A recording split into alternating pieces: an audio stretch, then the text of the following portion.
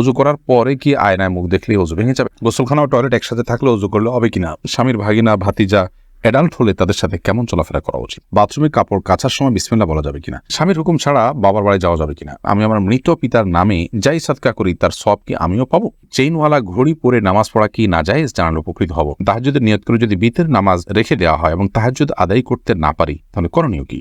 মহিলাদের নামাজরত অবস্থায় যদি আজান হয় তাহলে কি নামাজ পড়া চালু রাখা যাবে? আমার মেয়ের পেটে থাকা অবস্থায় মুখে একটি দাঁত উঠেছে, এটি কোনো ভালো লক্ষণ নাকি খারাপ লক্ষণ? গর্ভকালীন কোন আমল করলে নর্মাল ডেলিভারি হবে? গোসলের পরে ভিজা চুল গামছা দিয়ে বেঁধে নামাজ আদায় করলে কি নামাজ হবে? প্রশ্নোত্তর আলোকিত ভুবনে প্রবেশ করি।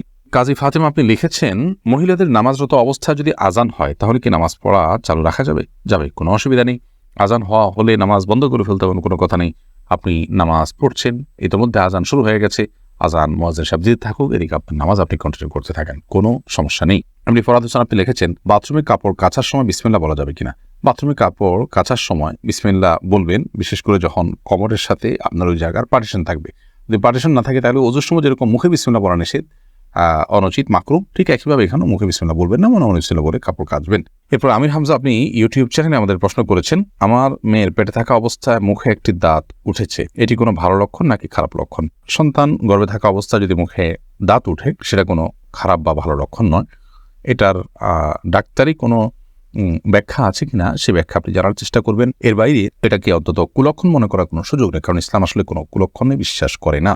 মাই হামাদ আপনি লিখেছেন, গর্ভকালীন কোন আমল করলে নর্মাল ডেলিভারি হবে? গর্ভকালীন সময় এরকম কোনো বিশেষ আমলের কথা কোরআন হাদিসে বলা হয়নি যে আমল করলে নর্মাল ডেলিভারি হবে। তবে হ্যাঁ, গর্ভ যাতে নর্মালভাবে হয়, অপারেশন করতে না হয়, সেজন্য আল্লাহর কাছে আপনি সাধারণভাবে দোয়া করতে পারেন। আর দান এবং সাদাকা এটা মানুষকে কঠিন কোনো পরিস্থিতি থেকে উত্তরের পথ দেখায়, বিধায় এরকম পরিস্থিতিতে আপনি কিছু দান সাদাকা করতে পারেন এবং বিশেষভাবে ইস্তেগফার, দুরূদ সহ যে আমলগুলো বান্দার খুব কঠিন সিচুয়েশনে পড়লে আল্লাহ তাআলা তার জন্য বিষয়টিকে সহজ করেন, সে আমলগুলো আপনি বিশেষ করে করবেন। আল্লাহ তাআলার কাছে সাধারণভাবে দোয়া করতে থাকবেন। এছাড়া সুনির্দিষ্ট কোনো দোয়া বা আমল কোরআন হাদিস আমাদেরকে শেখায়নি যেটার মাধ্যমে নর্মাল ডেলিভারি হবে।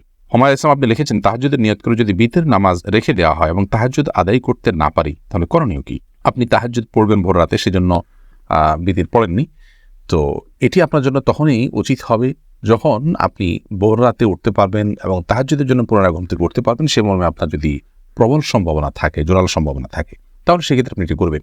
আর যদি ভোর রাতে ওঠাটা আপনার রিস্কি থাকে, আপনি উঠতে পারবেন কিনা আদৌ নিজেও জানেন না, তাহলে সেক্ষেত্রে আপনার জন্য ভিতরের নামাজকে আপনার না পড়ে ভোর রাতের জন্য ফেলে রাখাটা উচিত নয়। আপনি ভোর রাতে উঠবেন সে প্রবল সম্ভাবনা ছিল, তারপরও আপনি উঠতে পারলেন না, এরকম যদি হয় তাহলে সেক্ষেত্রে আপনি এই ভিতরের নামাজ পরবর্তীতে পড়বেন। সেটা ফজরের আগে পড়তে পারেন অথবা পরবর্তীতেও পড়তে পারেন, কারণ ভিতরের নামাজ বিশুদ্ধ মত অনুযায়ী ওয়াজিব। বিধায় ভিতরের নামাজ ওয়াজিব হওয়ার কারণে আপনি যদি এটা মিস হয়ে যায় তাহলে সেক্ষেত্রে আগে পরে আপনাকে এটা পড়ে দিতে হবে। সৈয়দ আবু হায়দার আপনি লিখেছেন, চেইনওয়ালা ঘড়ি পরে নামাজ পড়া কি নাজায়েজ জানালে উপকৃত হব। না, চেইনওয়ালা ঘড়ি পরে নামাজ পড়লে সেটা নাজায়েজ হবে এমন কোনো কথা নেই।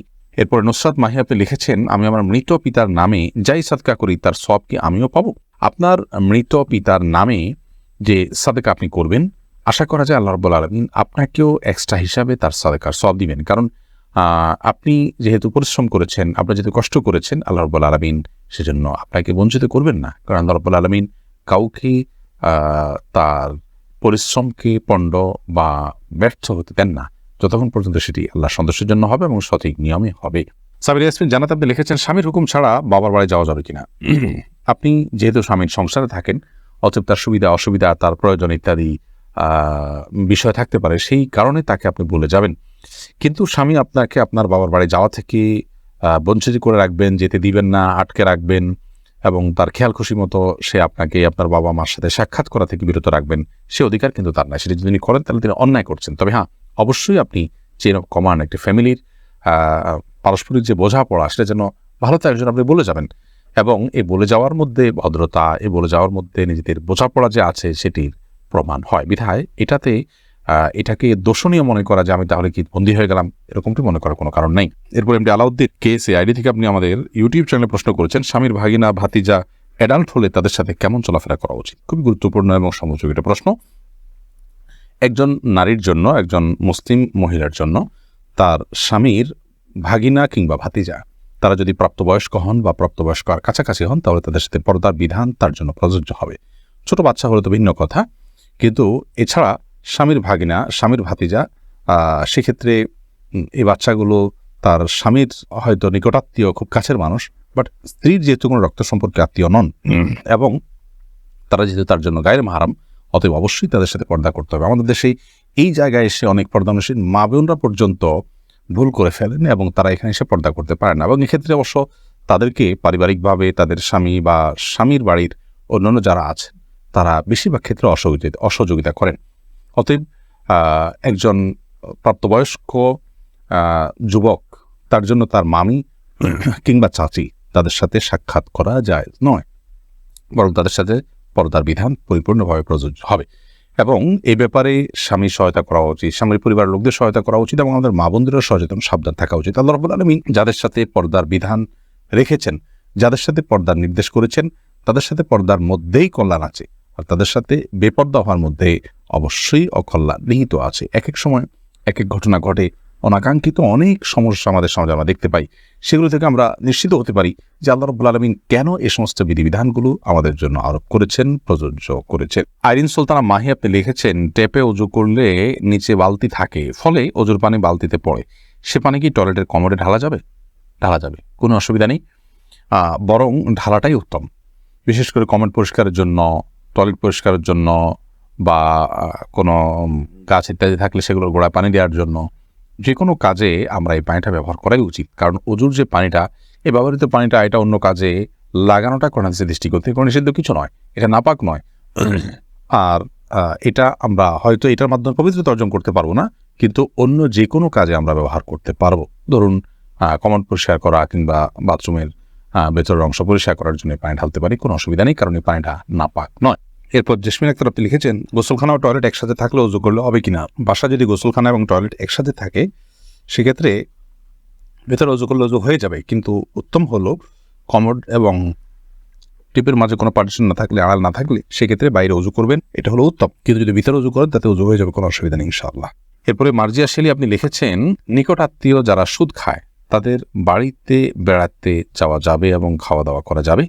নিকটাত্মীয় যারা সুদের সাথে জড়িত তারা তো হারামের সাথে লিপ্ত, আল্লাহ তাআলা মাফ করুন। এই সুদের সাথে জড়িত হলে, হারামের সাথে যদি লিপ্ত থাকে, তাদের উপার্জন শুধুই হারাম হয়, তাহলে সেক্ষেত্রে তাদের বাড়িতে যেতে পারেন, কিন্তু তাদের খাওয়া দাওয়াটাকে কৌশল আপনি অ্যাভয়েড করবেন। আর যদি তাদের অন্য হালাল উপার্জন থাকে, তাহলে সেক্ষেত্রে হালাল উপার্জনের পরিমাণ বেশি থাকলে আপনি সেখানে খেতে পারেন। আর যদি হারাম উপার্জন পরিমাণ বেশি থাকে, হালাল উপার্জন পরিমাণ কম থাকে, তাহলে খাবেন না। আর যদি তিনি সুনির্দিষ্ট করে হালাল উপার্জন থেকেই দিয়েছেন, আপনি জানেন, তাহলে সেক্ষেত্রে সেটা অবশ্যই খেতে পারেন। জারিফা জান্নাত আপনি দেখেছেন, গোসলের পরে ভেজা চুল গামছা দিয়ে বেঁধে নামাজ আদায় করলে কি নামাজ হবে? আমি একজনের কাছে শুনেছি এরকম করলে নামাজ হবে না, বিষয় কিছু বলে না, এরকম করে নামাজ হবে না এমন কোনো কথা নেই। আপনি একজন নারী হিসেবে আপনার পুরো শরীর আপনাকে ঢেকে নামাজ পড়তে হবে, শুধুমাত্র মুখমণ্ডল এবং দুই হাতের কবজি আপনি খোলা রাখবেন, এর বাইরে অন্য কোনো শর্ত নেই। আপনি গামছা দিয়ে ঢাকেন বা গামছা দিয়ে বেঁধে তার উপর দিয়ে অন্য একটা কাপড় দিয়ে ঢাকেন, কোনো অসুবিধা নেই। কাজলে আইডি থেকে আপনি লিখেছেন, উজু করার পরে কি আয়নায় মুখ দেখলেই উজু ভেঙে যাবে? না, কোনো অসুবিধা নেই, উজু ভাঙবে না।